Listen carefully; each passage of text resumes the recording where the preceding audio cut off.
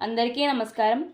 సకల విద్యలు నేర్చి సభ జయింపగవచ్చు, శూరుడై రణమందు బోరవచ్చు, రాజరాజై పుట్టి రాజ్యమేలగవచ్చు, హేమగోదానంబులీయవచ్చు, గగనమందున్న చుక్కల నెంచకొనవచ్చు, జీవరాశుల పేళ్లు చెప్పవచ్చు, అష్టాంగ యోగములభ్యసించగవచ్చు, మేకరీతిగా నాగు మెసగవచ్చు. ఎటగీతి దామరసగర్భహర పురందరులకైన నిన్ను వర్ణింపదరమౌన నీరజాక్ష, భూషణ వికాస శ్రీధర్మపుర నివాస, దుష్ట సంహార నరసింహ దురిత దూర.